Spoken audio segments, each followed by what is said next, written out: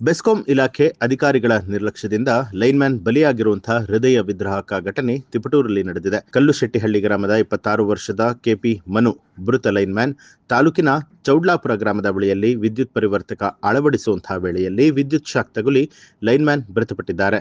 TC ಬದಲಾಯಿಸುವಂತಹ ಸಂದರ್ಭದಲ್ಲಿ ಬೆಸ್ಕಾಂ ಅಧಿಕಾರಿಗಳು line clear ನೀಡದೆ ಕರ್ತವ್ಯಕ್ಕೆ ನಿಯೋಜನೆ ಮಾಡಿರುವಂಥದ್ದು ಈ ಅಪಘಾತಕ್ಕೆ ಕಾರಣ ಅಂತ ಹೇಳಿ ಸಾರ್ವಜನಿಕರು ಆರೋಪಿಸಿದ್ದು, ಲೈನ್ಮ್ಯಾನ್ ಸಾವಿಗೆ ಕಾರಣ ಆದವರನ್ನ ಕೂಡಲೇ ಕೆಲಸದಿಂದ ವಜಾಗೊಳಿಸಬೇಕು ಅಂತ ಹೇಳಿ ಆಗ್ರಹಿಸಿದರು. ಗೊರಗನಹಳ್ಳಿ ಹತ್ರ ಮೇಲಿಂದ ಕಂಬದ ಮೇಲಿಂದ ಬಿದ್ದು ಆತನಿಗೂ ಕೂಡ ಅನ್ಕಾನ್ಶಿಯಸ್ ಆಗಿ ಇದೇ ಆಸ್ಪತ್ರೆಯಲ್ಲಿ ಇದನ್ನ ಶ್ವಾಸನಾಳನ ಓಪನ್ ಮಾಡಿ ಹಾಸನಿಗೆ ಕರ್ಕೊಂಡೋಗಿ ಇವತ್ತು ಆತನ ಬದುಕಿಸ್ಕೊಳ್ಳುವಂತ ಅನಿವಾರ್ಯತೆ ಬಂದಿದೆ. ಅವನಿಗೆ ಎಷ್ಟು ಜನ 3 ಜನ ಮಕ್ಕಳು. ಇದೇ ಪರಿಸ್ಥಿತಿ ಎಲ್ಲರಿಗೂ ಬಂದ್ರೆ ಬಹಳ ಕಷ್ಟ ಆಗುತ್ತೆ. ಅಧಿಕಾರಿಗಳು ಇದಕ್ಕೆ ತಕ್ಕ ಉತ್ತರ ಕೊಡಬೇಕು.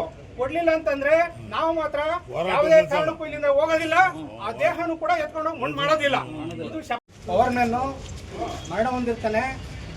ಆ ಶಾಖೆಯಲ್ಲಿ ಶಾಖಾಧಿಕಾರಿಯಾಗಿರ್ತಕ್ಕಂಥವ್ರು ಏನಂತ ಹೇಳ್ತಾರೆ, ಆತ ಕೆಲಸಕ್ಕೆ ನಾನು ಟಿ.ಸಿ ಇದನ್ನ ಎತ್ತೋದಕ್ಕೆ ನಾನು ಕಳಿಸೇ ಇಲ್ಲ ಅಂತ ಹೇಳ್ತಾರೆ.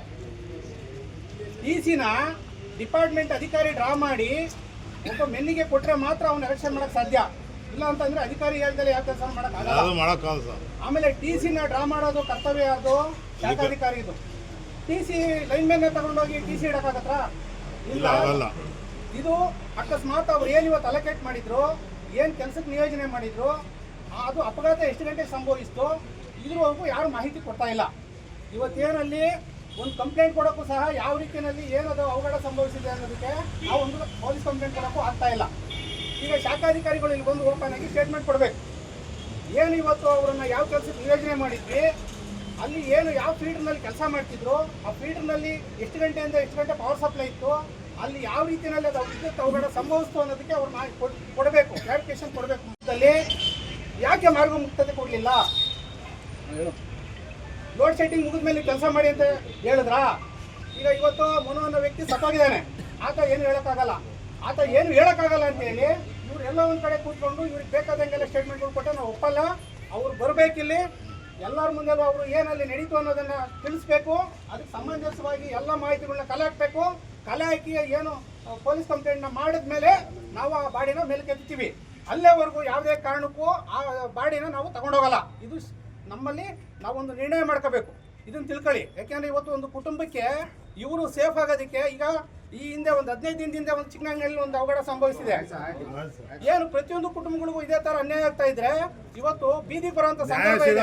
ಯಾಕೆಂದರೆ 1.5 ವರ್ಷ ಅದನ್ನ ಮದುವೆ ಆಗಿ ಇವತ್ತು ಗರ್ಭಿಣಿ ಹೆಂಡತಿ ಇವತ್ತು ಮಗು ತಂದೆ ಮುಖ ನೋಡಂಗಿಲ್ಲ. ಆಕೆ ಇನ್ನು ಜೀವನ ಪರ್ಯಂತ ನೋವಿನಲ್ಲಿ ಕೊರಗಬೇಕು. ಈ ತರ ಆಗ್ತಾ ಇದೆ. ಇದು ಯಾರಿಂದ?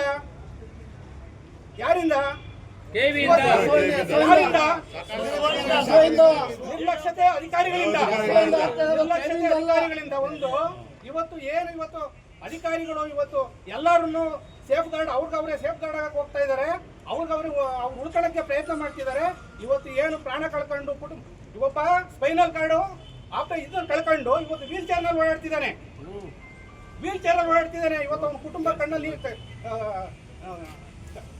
ಕಣ್ಣೀರಲ್ಲಿ ಕೈ ತೊಳಿತಾ ಇದೆ. ಇವತ್ತು ಅದನ್ನು ಯಾರು ಪ್ರಶ್ನೆ ಮಾಡೋಕ್ಕಾಗ್ತಾ ಇಲ್ಲ. ಇವತ್ತು ಒಂದು ಇತಿಹಾಸ ಆಗಬೇಕು. ಎಂಪ್ಲಾಯೀಸು ದುಡಿಯೋ ವರ್ಗ ಇವತ್ತು ಲೈನ್ಮ್ಯಾನ್ಗಳಿದ್ದಾರೆ. ಇವತ್ತು ಇಲಾಖೆಗೆ ಅವ್ರು ಬೆನ್ನೆಲುಬು ಅಂತ ಲೈನ್ಮ್ಯಾನ್ಗಳನ್ನ ಈ ತಿಂಗಳಲ್ಲೇನೆ ಸುಮಾರು 3 ಜನಕ್ಕೆ ಅಪಘಾತ ಆಗಿದೆ. ಈ 2 ತಿಂಗಳಲ್ಲಿ. ನ್ಯೂಸ್ ಅಲರ್ಟ್ ನಿಮ್ಮಿಂದ ನಿಮಗಾಗಿ.